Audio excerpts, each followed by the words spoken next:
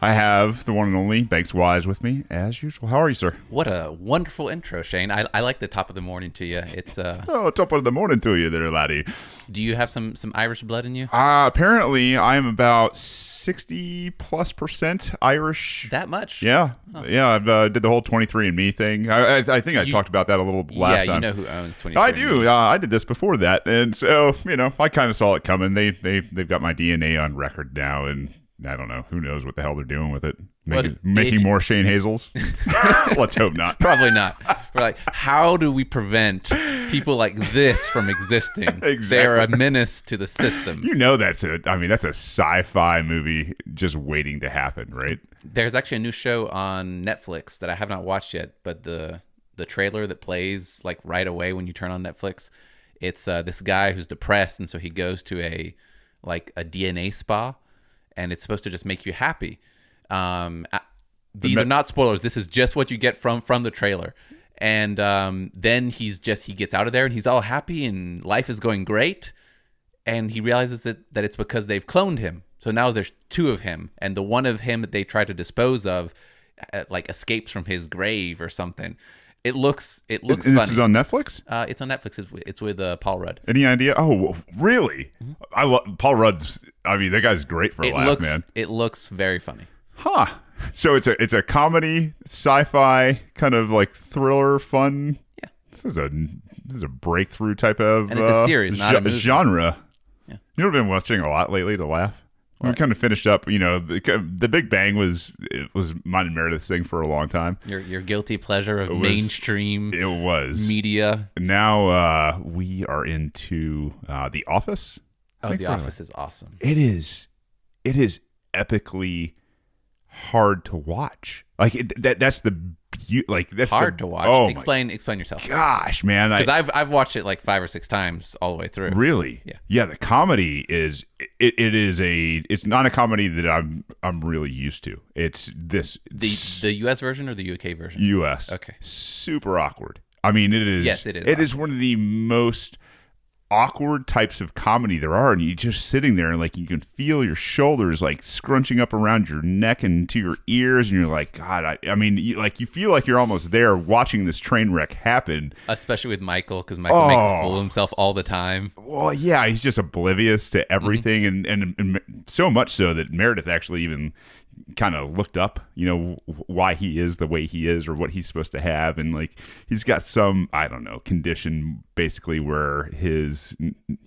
self-involvement and narcissism is one of those things that cannot be curtailed, and it's just, man, I tell you what. How far into the show are you? I think we're about 4.5 seasons now. Okay. And so you're well in there. Yeah, it's, and the thing is at first I'm I don't know if I'm going to be able to do this. If this is it all the time, I don't know that I'm going to be able to do this. But you see, they do a great job with character development. Absolutely. The ostracizing, the pranks and stuff between Jim and Dwight and all that kind of stuff. It's hard to take for a while, but then you start to see the more personable sides of each of the characters.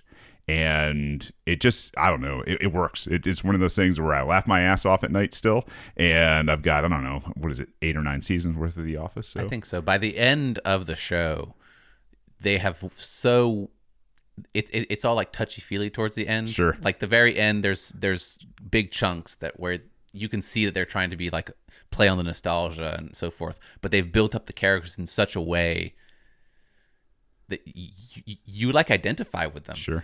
So yeah, it's the most watched show on Netflix. Really? The second most watched show is Friends, which is also great. And both of those are going to be off Netflix in 2021 and 2022 because they lose their agreements, I guess. Sure. And I don't know what's going to happen when I've read tons of articles where people are like, what happens to Netflix when they lose their 2 top watched things, which are a decade old, and for some almost 2 decades old now. It's pretty crazy. That's funny. Yeah. And Meredith actually just found out that Angela and Pam, the people who play their parts, They have a podcast. they do have a podcast. I think it's called Office Ladies or something like that. I listened to it the other day. You did. Yeah. You and Mara can chat about that later on. That's funny. But yeah, a lot of behind the scenes info. Anyway, I thought I'd just share that with you guys real quick. But Very cool. it's been keeping me up a little bit. We do have a before we get started, and I know some this drives some people nuts that we sit here and we have our little chats. Does it? I've had some people say that they like it. Yeah, me too. So you can't please everybody, so we're going to do what we like to do. So that's welcome to the rebellion. But anyway, a couple months ago, apparently actually 3 months ago, our good buddy Rob, who is going by Cop Rob here on Stitcher, he left us a review, and as always, we tell you guys, if you guys will put them out there, we will read them, and if you bring it to my attention, because I don't have Stitcher, then I will read it on Stitcher as well, but this is our only review on Stitcher. 5 stars. Thank you very much, Cop Rob. It says, life, liberty, peace, prosperity. Great show. The Rebellion Podcast will help you direct your internal compass towards life, liberty, peace, and prosperity. Current and relevant topics throughout with original documents sprinkled in. With focus applied, the Rebellion Pod can change your life. Thank you, Rob. I like how you used our original documents kind of wording. Then you went and changed the peace, liberty, and free markets to life, liberty, peace, and prosperity. Whatever he gets out of, man, I'm good with it. And those are all very powerful, positive things. And you know what? If we've got a lot like that, then hey, I'm going to go ahead and say, yes, was this helpful? I appreciate that. We do have another review who I think might be somebody who just rewrote their review. Right. But it's definitely new content. So you're going to read it? I'll read it here on the podcast. You know your mom has done 3 different reviews. Has she? Because she just updates them. Oh, really? Based on the episode she just watched. Ah. And I love it because the last one was about the Pocahontas episode. And she was like, you guys just like ate into the Pocahontas. She made a fool of herself or something. We're talking about Elizabeth Warren, people. Who's the front runner now? Yeah. So this review is from Rowan1726. A coworker told me about this podcast. I was unsure about it. However, within 30 minutes of the first one, I knew I needed to tell everyone. This podcast makes you think about what might be actually going on in our government. Thank you guys for teaching me something that all my teachers and professors were unable to do. So, Professor Shane, what are we talking about today? Scholar. I don't have all the degrees requisite for professor. I'd say sometimes the degrees make you unqualified. Yeah, that's. I agree with you. I've gone through 12 years of indoctrination to make sure I don't teach you anything that will actually help you understand the world as it is. And I brought up in pre-show today, you are striking a nerve with me. I just got done with another book. It was another John Taylor Gatto book. It's called Dumbing Us Down. It's not, his titles could use some work because the books are so much better than the titles. You're not supposed to judge a book by its cover. So. Well, touche. Yeah, man. The whole, I don't know, the whole thing with government indoctrination and professorship and all that kind of stuff like this. Yeah, we are here to help you guys. I think the best teachers out there are the people who have done things, not who have thought about things and just talked about things, but actually have done things in terms of a practical application sense. Isn't that an interesting thing? We have politicians, which we can generalize. I don't like generalizing that they kind of all suck, but we're like, we want our guys who understand little liberty guys and gals to be politicians. And then teachers who are like, well, they mostly just repeat like the Matrix mantra, and yet we want people like our guys and gals to become teachers and get in there. It's like this kind of push and pull against the system of, well, we don't, like, most of them suck. Yeah. And the whole system sucks, but we still want our people in there to take these positions to like turn it around. Yeah. Years. I mean, seriously, John wrote that book, Dumbing Us Down, like probably in the 90s, right? I mean, and this is after a career full of teaching.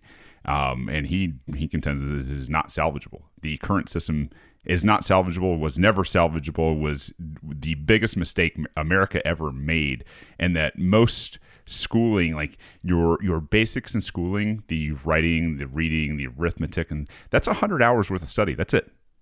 Provable. 100 hours worth of study to learn how to do your basic math.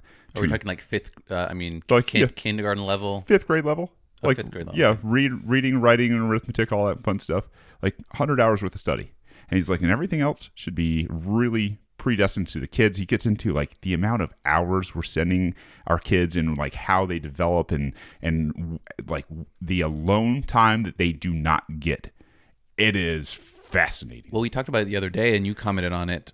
This is a thought by Tom Woods, where school is one of the only places in a person's quote unquote free life where you are forced to associate with people who you would not normally want to associate. And just because kids get told by their parents what to do, does that mean that they lose the very natural right of having to sit next to somebody that they despise?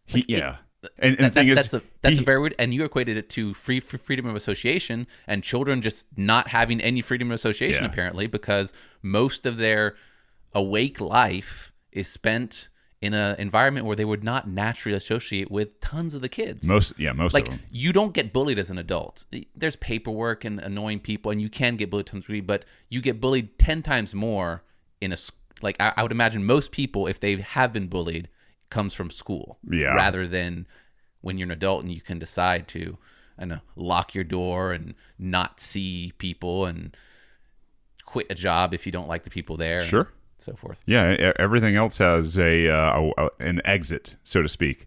Yeah. I mean, school has an exit. It just takes some extra effort and then ramifications. Yeah, like being expelled. Well, and then obviously people looking at you like you're not qualified to handle the heating of soup. Things, it's like, what do you? Well, I mean, and if you're still a kid, like you get in trouble and you're just a bad kid, a truant. Truant? That conversation actually spurred me to go back and pick this book up and go through it. And he hit on that. He didn't talk about freedom of association in terms of that, but he definitely hammers home the point that this is unnatural. Like, this is not the way it's supposed to be, and that kids need to find a path for themselves for study. And this is a guy that's been there and done it, and then he talks really about what mistakes he has made and what they do teach, like the 7 things that they do teach. And basically there's no privacy time. Like, you're taught to be a liar so that you can get the hell out of the classroom and go take go to the bathroom or go get some water. Like, they know that you really don't have to go to the bathroom, but you have to come and ask for things like that for very menial human functions. You have to ask. What a crazy thing is that? I need to ask somebody to go and use a restroom. This is a natural function. Like, I don't need to do that. You know the only other place where you have to like ask to do jail. That? Yeah. Jail and prison. Oh, that's what he calls it. I mean, he's like, this is a jail. He's like, there is no self space there, so you're taught never to be alone, and then to kind of have those moments of silence and peace with yourself. You're interrupted without any real cause teaching you that there's nothing sacred, so that what you're thinking about, what you're doing, it doesn't matter. A bell can interrupt it every hour, and now you need to turn to whatever your overlords are teaching. It's a fantastic book. I suggest you go read it. Maybe we'll have a conversation on that. You definitely made me curious to read it, but you would love just it. The whole generalization of everything, even if they were able to do things correctly. Yeah. And some schools might be able to, some models might be able to. Just assuming that that's how everybody should do things. I mean, just the fact that, well, does everybody have the same internal clock that says that they should get up at certain times? First thing, I think kids get up way too early. Yeah. I got up at it was early today, but like I don't think everybody has the same internal clock, or everybody has the same, like maybe some people don't want to eat lunch. I don't eat breakfast. Like, I don't know. Yeah, to put everybody on the same dietary schedules, to put everybody same standards, same dietary, crazy, same subjects. Why would we want people to be so similar? The question is how do we fix this? And this isn't a part of this program at all. This is a completely. I'm looking for it on my piece of paper here, and I do not see it. There are a few quick updates we wanted to go through. Yeah, let's do that, man. Let's switch gears. You had gears. one on Jewel? Yeah, so you guys, we wanted to kind of cover down on some of the things that we have talked about in the past, just kind of give you updates on what's going on. Banks came in and brought a e-cigarette, a Juul, with him one day. I took a puff on that thing. It was god-awful to begin with. And I don't know what flavor you got. It was mint. But yeah, Juul has gone on. This is from Reason.com. It betrays its customers by preemptively eliminating most of its e-cigarette flavors. The company says it will only sell tobacco, mint, and menthol pods until the FDA officially approves the other variations. Like this is a weird thing, man. Like they're just gonna go ahead and say, yep, we're out of the game with these. You know, it sounds to me like they've got something else up their sleeve.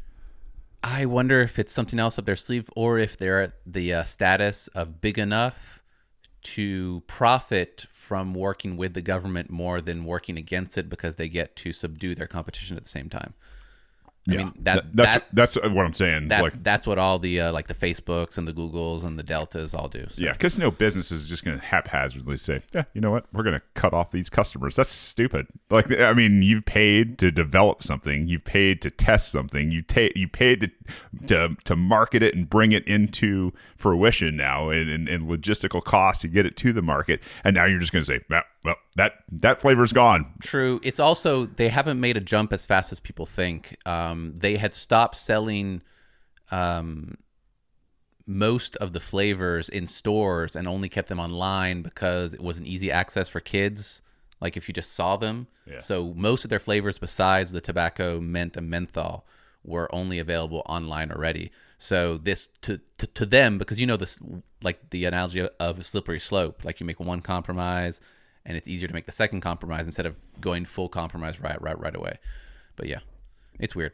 Yeah, it's sad. I saw it and I was like, wow, this is... I'm sad I don't have a Juul now with like a rainbow flavor.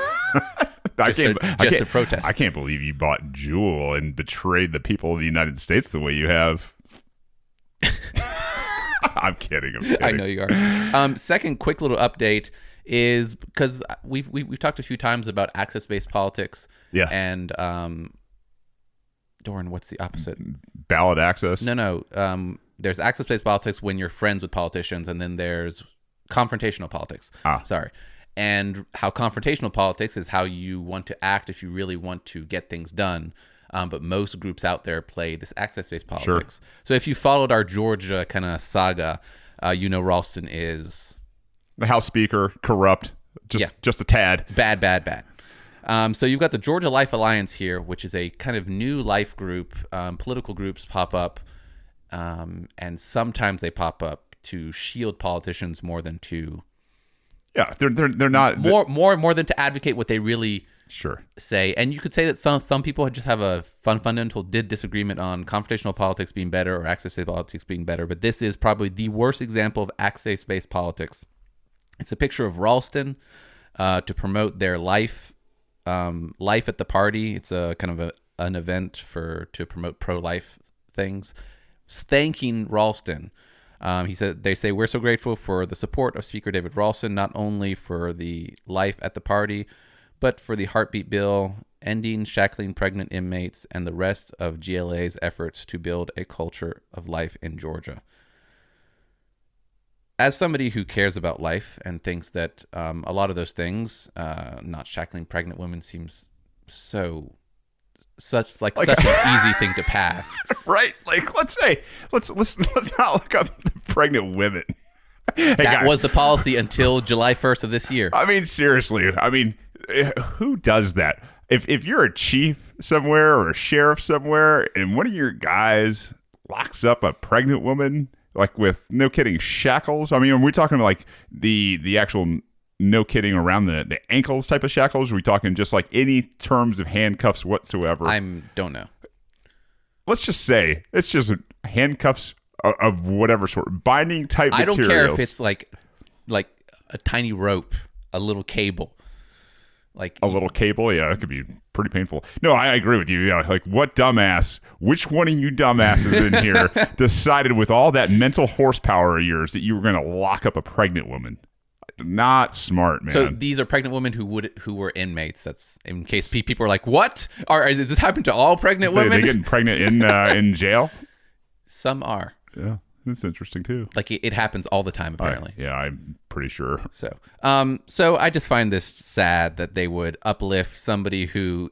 So if they're all about life, I'm pretty sure protecting sexual predators and rapists is not very positive towards life. So that's all I wanted to say there. GLA, I'm disappointed in you.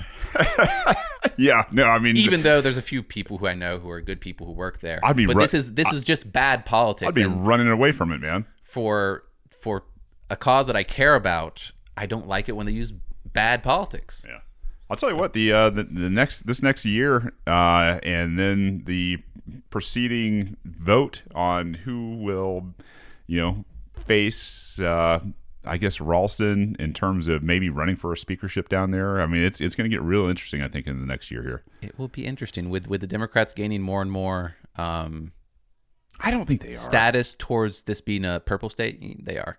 Well, we lost like 14 Republican state rep seats in Georgia. Yeah, but were they really Republicans to begin with? Like, that's the thing here in Georgia. No. So yeah, they're all. If you dive deep down, not necessarily, but the power structure of Sure. why Ralston gets real. Most of the Democrats vote for Ralston. Sure, that's what people have to understand. If why wouldn't they? If all the Democrats plus I think like 10-ish of the Republicans voted against Ralston, he'd be out. Yeah. So the reason he's elected is because he also has the support of of Democrats. Right. For a very good reason. Like well, because they get, as I've said before, 95% of people vote yes on 95% of things, regardless of party. So the Democrats and Republicans are both getting what Ralston allows. You've got the progressive left and you've got the progressive right, and they're really kind of all the same bastards. Most of these people hardly have any ideology. I wouldn't call them even progressive. That's an insult What to I'm the saying Bernie is that Sanders their fans. ideology is worship the state. Worship the state, and all that it is, make sure that we perpetuate the state and all that it is, and we'll kind of nibble around the corners about what we think that should be. So, see, I said but hardly. A lot of them they default to the state, but that's not even their ideology. Their ideology is like, be a politician, remain elected, get things done. Sure. And the default is the state, but that's not actually in their brain of the state is good and gives. I agree with you. It's which is more of an insult. I think it makes them like I call them empty vessels sometimes, because I'll watch some of those people walk around NPCs, and they look dead inside. Well, think about it, man. Well, I mean, seriously, why do most people get into politics? Most people get into politics so that they can do something amazing, right? I love America. God bless my community. God bless America. Let's make this place better. And then they get in there, and what do? They sell their damn soul without even knowing it. They're doing things that they're doing without knowing it. I mean, they kind of, they walk around, they sign papers, they grin and shake hands and meet people and try to get some money. And that's really the name of the game for most of these people. Yeah, it's weird. It is. I feel bad for them sometimes. Weird world. So we're talking about bad politics. Yeah. I've got this awesome segue. You know what good politics looks like? Let me know. Tulsi Gabbard's tweet. Are we going to do that one real quick, or do you want to do the update on Hong Kong real quick? I thought we were saving that for right, later. Let's save it for later then. I thought we were going to do a longer one on that. Let's get confused. Let's get into Tulsi then. Yeah, no, I'm good. It's just trust me. It's my fault on this side of the table. Like, I've just kind of got like a loosey goosey sketch over here. Look how organized. It's not actually that organized. I just make it look organized by putting circles and like underlying things. But Tulsi Gabbard, who, as I've said, has kind of played politics a little too much, put a tweet out the other day. Oh, wait. A lot of people have been talking about it. Why? I think you got to cover why she put out the tweet in the first place. You do the why, and I'll say the tweet. Yeah, so basically, Hillary Clinton came out and said that Tulsi Gabbard was being groomed as a Russian operative to be, this person here in the United States who's running for president. Hillary Clinton, who's not in this race yet. And I contend yet. I don't think she's not going to run. But she said we played a video on here. She said she wasn't going to run. Yeah, sure. I mean, because that woman. She's a woman of her word. Yeah, she is. She's a woman of her word. You know what I was going to do too? I was going to say, hey, rock paper scissors for who gets to read this. But go ahead, Banks. How about we split it up? There's three tweets at least, right? I mean, it's yeah. There's 3 tweets. This has got some huge traction. I mean, there's 290,000 likes on the first one. There's 56,000 comments. There's 79,000 shares. Like this is, I don't know. This is the moment I think Tulsi needed. Before the content, this is good politics. Yeah. And she plays too much. She plays the political game too much.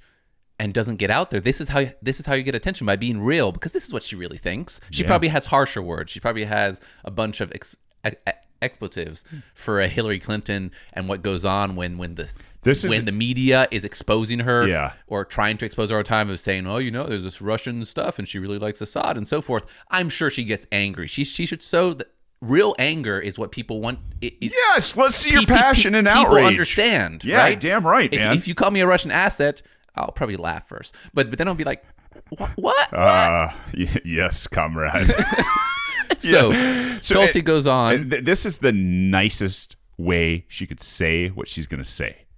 Remember that. Remember that as Banks reads this. This is absolutely the most political and nicest way she can say this. I would love to hear it unedited cut from Tulsi of what she really thinks. She would be in a much better position. She'd get more than 2% if we could just see the real her. Yeah. Which doesn't even come across on a very comfortable podcast like Joe Rogan. But without further ado, I will read the tweet. She says, "Great, thank you, at Hillary Clinton," tagging her. "You, the queen of warmongers, embodiment of corruption and personification of the rot that has sickened the Democrat Party for so long, have finally come out from behind the curtain. From the day I announced my candidacy, there has been a concerted campaign to destroy my reputation." You want to continue? Go ahead. Okay. "We wondered who was behind it and why." I don't think they actually wondered. I'm pretty sure they all knew. "Now we know it was always you, through your proxies and powerful allies in the corporate media and war machine, afraid of the threat I pose. It's now clear that this primary is between you and me. Don't cowardly hide behind your proxies. Join the race directly." I love this. This is great for, first and foremost, this is great for her campaign. The fact that she's getting attacked by Hillary Clinton out in the open, that's a really big thing. I don't understand why. That is, as we've said before, Rob Woodall had a very good strategy of just ignoring us, which made it harder. I don't understand why Hillary would attack her when she's at 2%. I think that, with as long as they've been in politics, I think they've just kind of gotten their way. Maybe I think they've. Do you think they just thought it would be an easy shame for people to be scared to support Tulsi or something? Maybe, and that's the thing is, I don't know, I can man. see that. I don't know about you, but when I knew Hillary Clinton was the president, the presidential nominee for the DNC last time around, it was like, there's no effing way that she's going to win this. Nobody likes this bitch. Like nobody. Like, I can think of about, what is there, 7 billion people on the planet? I can think of about more, yeah. 699 billion people that I would trust more than Hillary Clinton, right? Like that's the problem with Hillary Clinton. She's not likable. She is of the worst. And I mean, for Tulsi to sit here and tell her she's the queen of the warmongers, the embodiment of corruption, and the personification of the rot.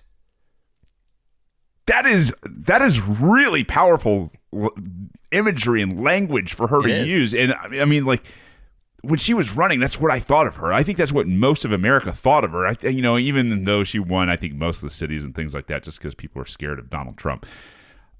Man, I tell you, like this is what needs to be said. And there's some internal hope that I have. I hope our generation, because let's face it, I think Tulsi is a couple of years older than I am. I hope this generation is that generation that it can at least be civil and decent and somewhat intellectually honest with where they're at. Like, you might be a Democrat, you might be a liberal, you might be a big statist, you might be, a Republican who's into statism and all that kind of stuff. But like, it's one of those things where at least you can sit there and call something what it is, and we don't need to debate over, the is word, right? Like that kind of politician. Like I'm not saying she doesn't play some games. The problem is that your optimism is that people tend to lie less, and people tend to lie, man. No. That's just what they do. I think people do tend to lie. What I think there is, as people have grown extremely sick of the military-industrial complex. They've grown sick of war.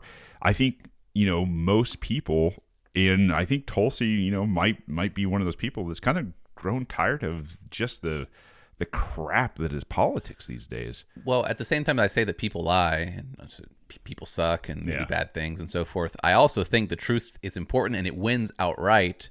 And people's view on war, in the same way as like people's view on racism, has evolved. It is one of the things that is evolving past some potentially more complicated issues like the state, like the fundamental like breakdown of how people think the world is going to work. But on war, like I'm pretty sure nobody wants nuclear war, right? The vast majority of people are like, no, like nukes, that's not a good idea. Right. We should, and that is a big advance because we've used them before and we used to like research to build them to blow up stuff, and people in general don't want war. That's a big evolution in how society as a whole, like 7 billion people plus, think. Yeah. So on certain things, I think you're right. I think there's critical mass on certain things. I hope this is one of those places where people are just, from our generation are going, God, this whole thing sucks. I don't care. And I hope they see it like the bigger picture, right? Where the bigger picture is going to take more time, I think. But I think there's hope just from seeing like, for whatever the left is like, oh my God, the racists and the Nazis. Mm-hmm. If any politician says something, I'm not talking about the silly stuff, but really racist, I'm pretty sure that they'll all get laughed out of office. And I kind of look at Congress as generational anyway. Like, a lot of times it's very hard to remove people who don't want to go, right? I mean, it really is. You look at like Chuck, Nancy, the rest of the... Oh, I got a letter from Lindsey Graham the other day. Ugh. Asking for money. Yeah. I don't know why you would ask me. I should have brought it. Joke. I should have brought it. But you know what I mean? Like these guys are, seriously, they're pushing 80, a lot of them. We're talking really pushing 80 years old. And I had said, I think I made some tweet earlier in the week in terms of, there should be an upper. Oh, I actually tagged you in it as well. And, I said something, I think that maybe the framers made another mistake, Banks, in terms of an upper age limit, with ages being arbitrary to begin with. But like these guys, you guys have been in Congress 30, 40 years. It's not the way, you guys have got the system that you wanted, kind of, at least that you were presiding over. There's got to be some point when like, hey man, your faculties aren't working. Nancy's teeth are falling out. She can't stop licking her like lizardy lips and things like that. Like, God, just get the hell out of office and let another generation, try to do something different. I get your point. I take it more as funny as a joke than serious, because the problem is when you start making tweaks, and I don't mean to talk down to people, it often makes other people think, oh, it's a workable system if we just tweak it correctly. It's not. It's like, it's not a workable system, people. But I would better. But I would be for one change. I would be for taking away the age requirements. 35 to be president, sure. 30 to be senator, I think, and 20. Is it 18? 25 to be a 25 rep. Okay. Yeah. I want those off too, and I think that it actually makes, like, I like it when people complain about, oh, they're too old or they're too young or this is crazy, because it makes people potentially realize that, well, that if you like a system where you get to decide things, mm-hmm. I don't, but if you think that it's like a moral principle, then shouldn't you actually have full control? Do you really want democracy, or do you want democracy with rules? Right. That's not being told, hey, just go to the store and buy whatever jam you want. This is like, well, here are the like 5 types of jams you're allowed to buy. That's not real democracy. No. If what you like is democracy. Yeah, well, it's full choice. If you want to elect a dog president, I think you'd do it the best. He would be the best president ever. Yeah. Well, and here's the other thing is, I know a lot of times, they'll cite the state gets to make their own rules for their state elections things. But the problem is federal elections are completely different than state elections. The fact that they hold them at the same time is another thing altogether. But in terms of, the requirements set forth by your state for federal offices, I think it's completely unconstitutional, because there's never been an Article 5 to change those things. So really the only prerequisites for somebody to run for office are those things. You've got to have lived in the state for, I don't know, whatever X amount of years. I think it's Article 1, Section 2 and Article 1, Section 3 that describes the House and the Senate. Mm-hmm. And what you have to be. But at any rate, I agree with that. Like that's the thing is like this is part of the Constitution, and if you're talking like federally elected officials, yeah, then that should only be. Those are the prerequisites. You have to be a certain age, and you have to. Would that also mean you shouldn't have to pay $5,000? Damn right. And that's the thing is you don't. There's no entry fee included on any of those things. The parties do that kind of thing, especially here in the state of Georgia. You've got to pay the $5,000. Well, it's not. It's the party, but it's the party in collusion. It is with the state because the state mandates it. Sure. So it's not like, and especially when you've only got 2 official parties.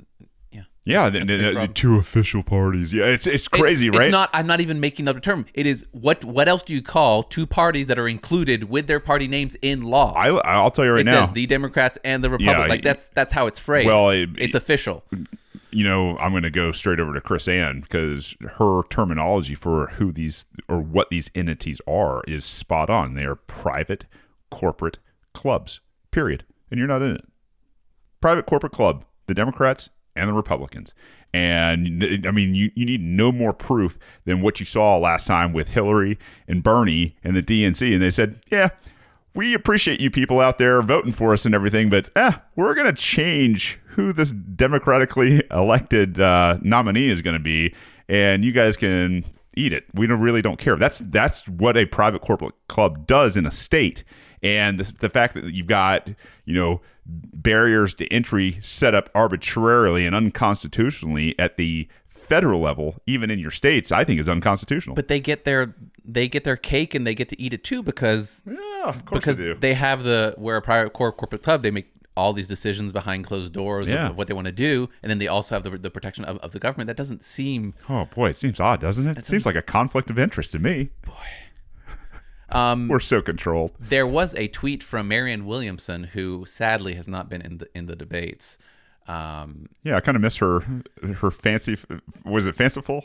Fanciful. She's a very fanciful and I don't know, crystal loving. Yeah, she's an interesting lady. But she tweeted Tulsi, and Tulsi retweeted. She says the Democratic establishment has got to stop smearing women it finds inconvenient. The character assassination of women who don't toe the party line will backfire. Stay strong, Tulsi. You deserve respect, and you have mine. It's kind of uninteresting because she's not actually taking a stand. She's just saying like the most like non-threatening line. Mm-hmm. But within the standards we live in, that is quite cool. No, it is. You know who else came out and tweeted for Tulsi? Ron Paul? No. Justin Amash? No. You? No. Donald Trump. I did not see this. Donald Trump. Yeah, so Donald Trump even came out and he said, so now crooked Hillary. I wish I could do a damn Donald Trump impression. Now crooked Hillary is at it again. She's calling Congressman Tulsi Gabbard, quote, a Russian favorite, end quote. And Jill Stein, quote, a Russian asset, end quote. As you may have heard, I was called a big Russia lover also. Actually, I do like Russian people. I like all people. Hillary's gone crazy. That is such a good tweet. Like, it actually made me like him a little bit more. I like all people. Especially after the fact that Tulsi called him a bitch a couple weeks ago for sending troops down to Saudi Arabia. But yeah, no, I found it extremely interesting. That's quite interesting. You did tell me about a tweet from Justin Amash though about this whole thing that I thought was very funny. I don't think I have it with me right now. I think I got rid of it. I think he said something like Hillary Clinton is a Donald Trump asset or something. Hillary. Oh yeah. Something in that. So effect. it goes on into his, for some reason, like just attacking Trump in these weird ways. But I think that's very funny. Oh, I think it's hysterical because there is the fact that Donald Trump and Hillary Clinton were friends before he was running for politics. Yeah, he was at her wedding or she was at his, whatever, and like they knew each other and hung out and they had good things to say about each other. Hillary Clinton said that Donald Trump should run for president one day. Yeah. So I was trying to get some real reactions out there. I ran into a little sound clip that I'm not going to play because, God, man, I tell you what, old Mayor Pete Buttigieg, he needs to up his intensity level a little bit. There's not a lot of passion. He's a smart guy. He says some neat things, but there's no I don't know. You just see that, like, man, when it's time to throw down, I don't think Pete's going to throw. I think he's going to be like, guys, I don't want any part of this. And No, I think he'll throw in just a calm manner. I think he should be more of himself, but he is. I don't like his policies, but he does. Looks like he's on horse tranquilizers when he's talking about this kind of stuff.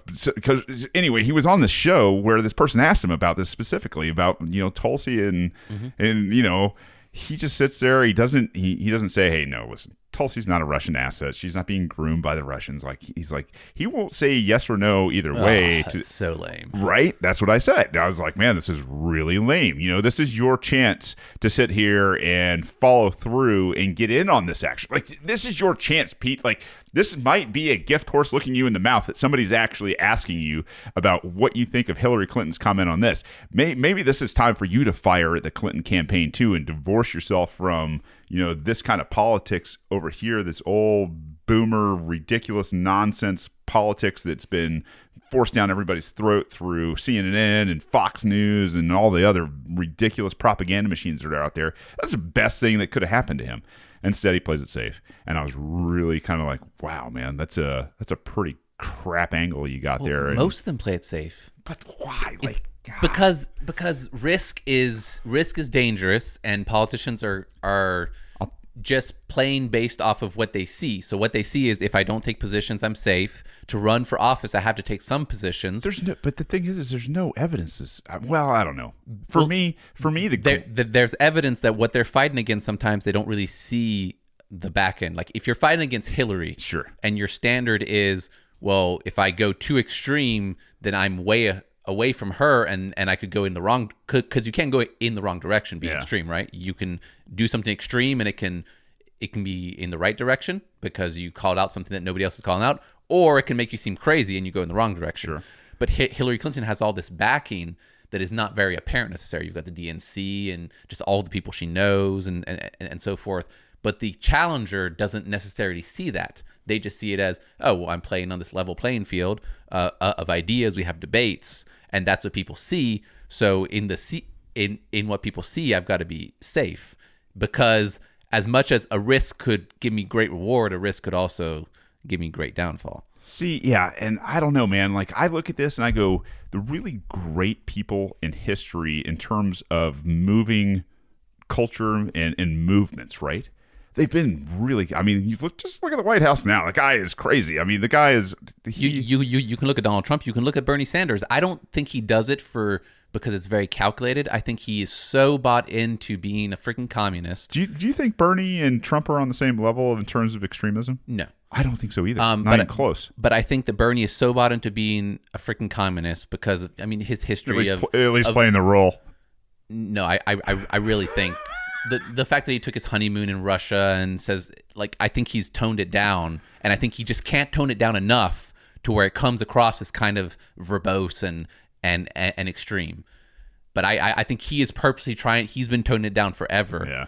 And then, but he couldn't tone it down completely. And then people started biting. He was like, "Ooh, I can start saying some of this. I can't do it." Bernie Sanders. No, you're right though. I think you're right. I just because he used to be more extreme. Like when he was a mayor. And when he during like the end of the Cold War there, he used to be saying some much more extreme stuff. And somehow that got quelched. He understood, and then somehow it got popular again.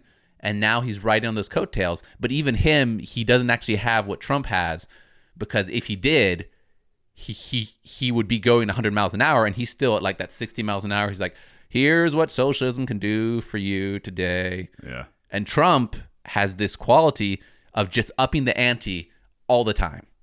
Yeah, and he does. And he's sensational. He is, the guy is looking for somebody to cover what he's saying. He doesn't care. He takes risks all the time. He's like, I could call Hillary Clinton stupid, but then I could also call her stupid bitch. Yeah. And then the next time it'll be more and more and more and more. Yeah, let's tack on to this. Let's triple down, and this will get a headline, but this will break the internet. And like, I think he understands it doesn't matter as long as you're getting airtime. It's good airtime. It doesn't matter most of the time. Yeah. I think that's how he is, and I don't understand that in terms of other politicians that are, I don't know, maybe coddled or It's the risk on a thing, leash. man. It's the risk thing. I think it's got a lot to do with who they keep around them, because I'll tell you, like, I know, like the ability to kind of just go out there and make people's jaws drop to the ground with some of the stuff you'll say. Like, that's a fun thing to do. And, I think it comes off a lot of times, especially if you're running a campaign, like, hey, listen, we're going to dial it down just a little bit, right? Like, I mean, we dialed ours down some here and there. Well, there's some choices of where you do things, because you're trying to talk to a lot of people at the same time, right, instead of being able to understand where one individual person is coming from. Yeah. Like you can say certain things to some people and it'll make them love you, and then say the same thing to somebody else, and just how they're triggered. Like if you say skycloth or something to somebody, they might be, what are you calling the American flag a skycloth? How dare you? But at least they're talking, right? But at least they're talking. At least they're talking about you too. But the problem is, if you're having a conversation with somebody and you're trying to convince them of something, and you're not able to do this on the campaign necessarily because you're talking to a broad swath of people, as soon as you say something that in their brain triggers them to stop listening to you, you can make the best points afterwards, and those are just wasted. What if you just stay in the cycle, though, where you keep having something new? Point A, you remember what he said on Monday? Did you hear what he said on Wednesday? Holy hell, did you hear Friday? Friday was worse than all of the other ones. I think some people will be woken up by that, but I think they're very, very small percentage and outliers. Is that right? I think the world we see right now is proof. Yeah. There's a lot of truth that's spread out there. Even though the mainstream media isn't great, truth seeps in everywhere, right? And yet we have all these people who are just bought into either trusting everything the Republicans say or trusting everything the Democrats say. I hear this when I listen to these podcasts. Yeah. You'll just have both sides say this is completely debunked and so forth, and I just have to assume that's what people think. Have you seen a different world now that Trump is the president, though? Like, for example, I see it now where you've got the staunch Democrats, I see where you've got the staunch Republicans, and then I see where you've got people who are staunch Trump, right? And your staunch Republicans now, the people that are still like, the Republican Party is awesome, are you're like your Bill Kristols and oh god, what was the architect of what the heck was his name? Karl Rove. Karl Rove and Newt Gingrich and these old hawks that are just worn out and tired, and they're full of it, and just like, God, you guys suck, because they can't stand Trump. And then you've got obviously the Democrats that are just like, we just hate Trump no matter, okay, cool, we're all on the same side, we hate Trump. Like they just believe anything. Like all the leftist podcasters say, yeah, he's just a liar, he lies, and he's lying about that. And then you got the cult of Trump that is out there that it just sits. Well, no, man, he's playing some chess and he's got 40, and bump stocks they're accessories and those aren't covered by the Second Amendment, and like just dumb stuff like that, where that group is like all Trump. But it's, I don't know, it is within communities like this where everybody can sit back and go, yeah, man, you guys have all got some real issues. Hell, we've even got some of our own issues within our realms. But we're not sitting here, trying to advocate just the total destruction of the individual like these people are.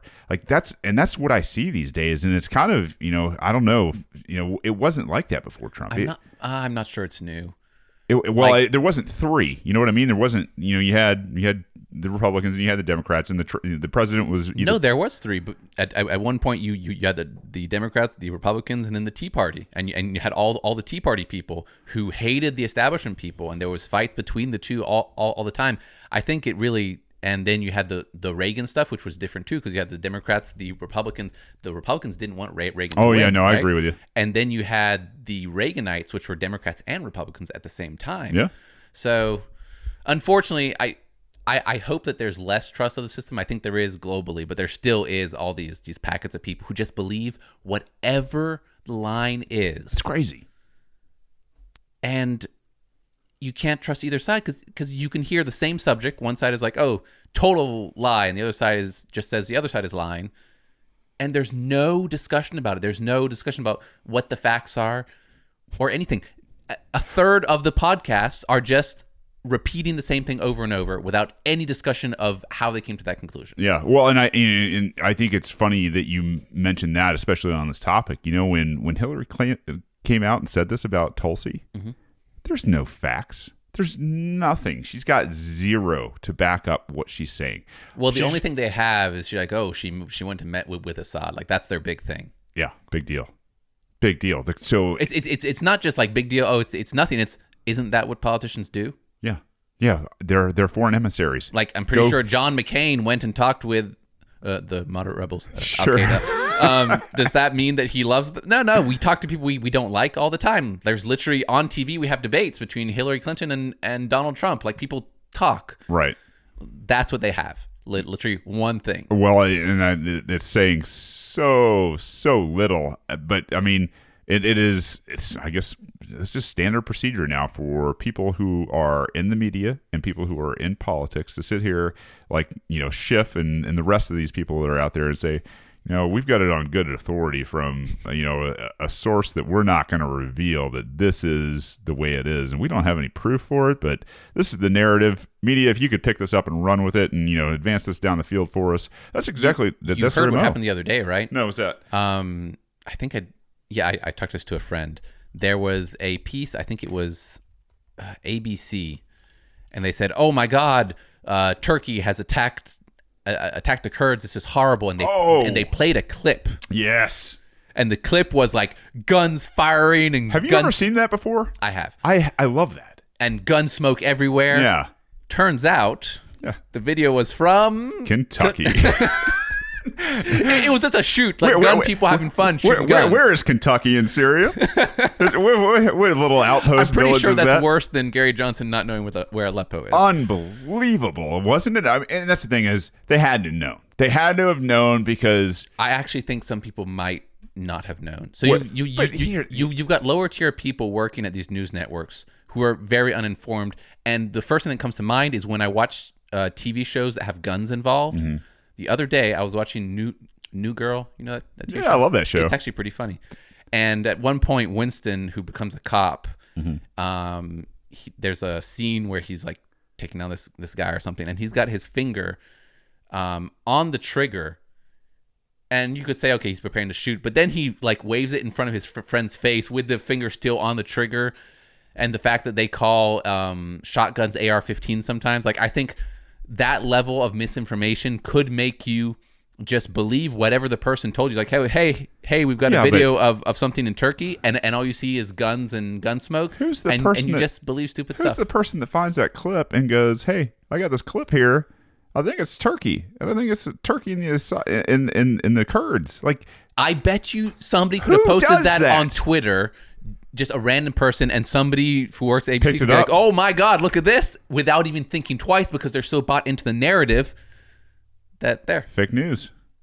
You want somebody doing a little bit of fun and poking at the establishment, and that's the thing is that maybe that's how this whole thing started, man. Maybe it was somebody who was like, the Kurds are gonna get slaughtered. This is what's happening now. You know, like total tongue in cheek. You know, this is maybe they were even fishing. You know, maybe they were out there trolling these guys saying, hey, let's see if we can't get, you know, one of these news stations that reports fake news to pick this crap up. And when they went and they published it and they ran the story and you had all these guys out there like, oh my God, look at, you know, this is crazy. I mean, it looks nuts. The only thing I can think in the back of my head after, you know, like I've seen this before, like, and I know what's going on here. This is a no kidding range where guys go out with binary type explosive, and you know they put it in tons of stuff downrange, and they have this one moment where they line up and they just do it all at the same time. I mean, the thing is you got McMillan type, you know, guns on there. For this, you guys don't speak the language. Chain type guns, right? Like that's all chain type guns are called McMillan guns. No, I mean specifically. Or is McMillan like a brand? It's a brand. Okay. I'm learning. Yeah, it's a minigun basically. It's like a 7.62. They have 5.56. They got 7.62. There's also, I think the Vulcan makes a 50 caliber Gatling gun. I mean, just machines of just hate and discontent. I mean, they are so amazing to watch, and they're fun to fire. You don't want to, you don't want to be in a firefight without one for sure. But the fact that these guys all get online and they're like, "All right, guys, in 5, 4," and they're like, "This is the culmination of this entire event," which is put on by a bourbon company, apparently. Yeah, it is epic. I mean, there are fireballs, you got tracers, and the thing is in these Gatling guns, I think it's every 5 or 7 rounds, if memory serves. I think it's every 5 rounds that there's one tracer, and it just looks like a solid laser stream of light going down range with these guys. These guys are literally spending 1,000 rounds. And it's insane. I remember shooting. It's like a War 250 cal thing with like the paddles. Yeah. So it's just a mod deuce, Brown and 50 cal. Yeah, and I'm just shooting that thing for I don't know, like a good 30 seconds without stopping. And there's just a line of people who are waiting to do that. It's sponsored by it's like $5 the a round. National Association of Gun Rights. And at the end of the day, we're at this like fancy dinner that they were putting on too. And they were just telling us how much the whole event costs, like per second and so forth. Yeah. Crazy, right? Insane. Yeah. Insane. I mean, that's $5 a round for if 50 cal on the open market like that. That's so $5 a round, 1 second per round or 2 seconds? A second per round? Oh, no. You're definitely getting off more than a second, more than a round a second, I think. Really? Oh, I'm sure. Oh, good Lord. Yeah, maybe probably, like it's probably 2 at least. 2, yeah, so that's 60, kind of the 5 times 60. I have to make the sound in my mind. I have to make the sound in my mind. No, yeah, you're definitely doing well. I forgot what the cyclic rate of a. I haven't been shooting in a while. We should do like we should go shooting. Yeah, we should ask our audience, especially here locally, to come shoot with us. That'd be a good time. It would. And as a guy who's a certified range instructor, I'd be happy to run a range. I forgot to talk to you about this. So I went and talked to the 3%er meeting. Sure. Right. And they talk about politics, and specifically our friend Bill is involved in the political action side, which is why they invited me. But they also do a lot of prepping stuff. So they were talking about there's like survival prepping and first aid prepping, and then shooting prepping. Yep. And they said, oh, well, we all need to be at least entry level NRA certified. And the reason for that, listen to me, Shane. Listen, Shane has put his head. My ears are still working. Shane has put his head down. I guess, yeah. I don't need you to look at me, but I do like it when you look at me. I'm using my head. NRA certified. Please say something good. And so Matt Gertler's NRA certified in I think one or 2 things. And the problem is they are the default. In many states, they are the default because you need to be trained to get a license, and they've actually worked in conjunction with the government. Sure, they have. Sold out their souls, basically. But the problem is, even in states in Georgia where you don't need to be trained to get a license. Oh, spooky. Halloween. It's coming. Sorry. But I think most people don't know of any other options because they're so big. We can start our own accreditation banks. So as much as there are lots of different trainers, they all work still under the NRA. Like they get trained by the NRA, like Matt did. He's an instructor now. And then that allows you to train people in whatever that training was and give them a certificate. And there must be some alternatives out there, but there are not much from my Google searches.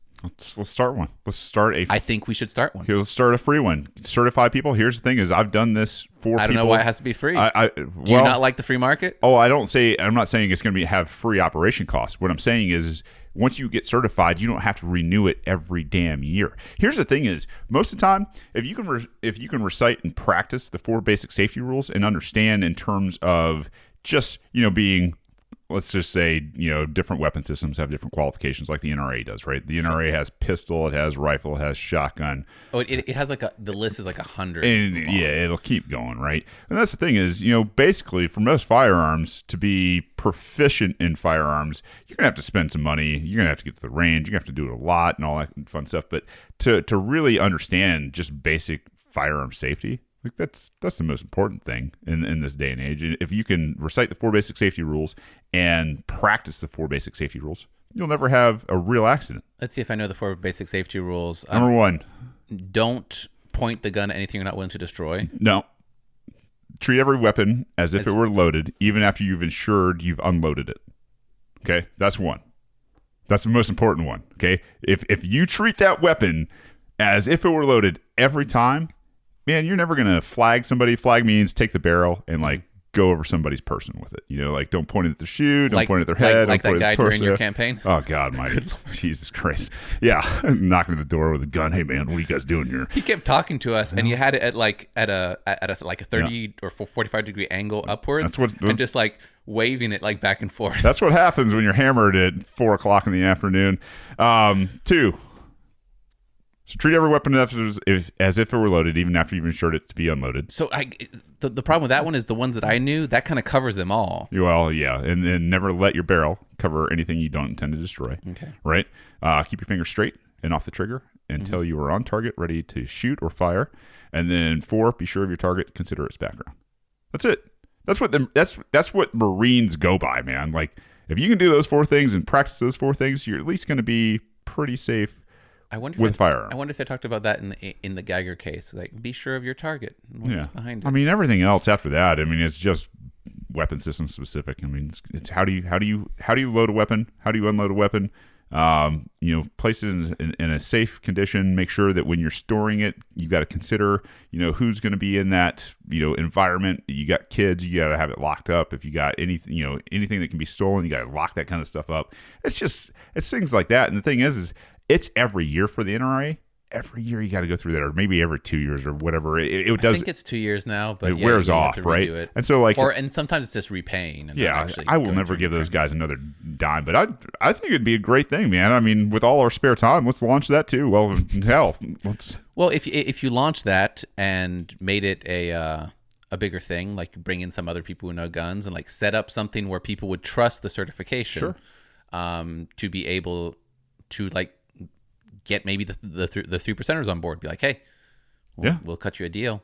Hey, well, not only that, but this is just as good. We'll come train you. I've got mountains of experience training people. If you want to have people out and you want to do something, you want to draw some people into an event, we're on board. Maybe that's the thing. So you guys set up the time and the place. We'll come out and we'll do a little training and put some rounds down range, have fun, and then after everything's cleaned up and over, maybe have a brew.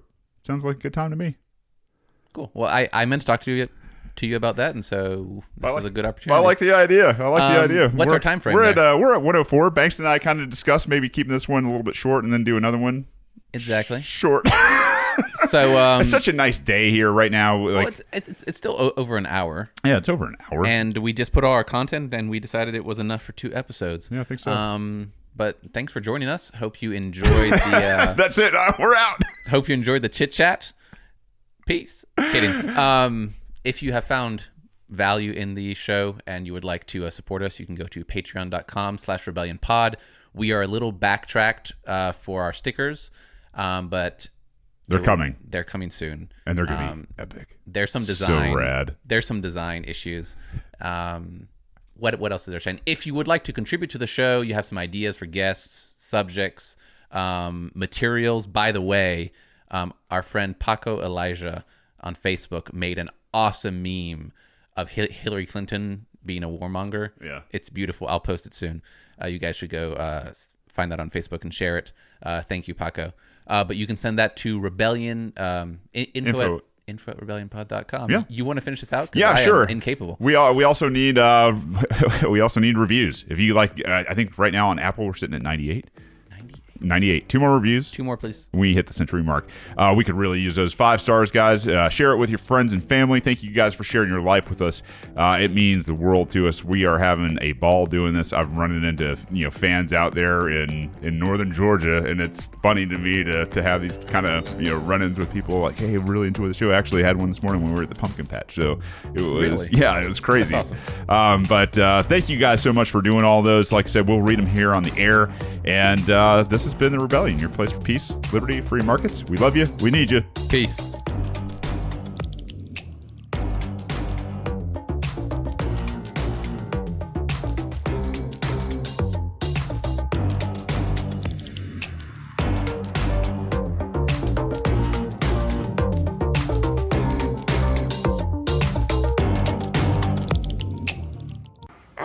Don't hurt people and don't take their stuff.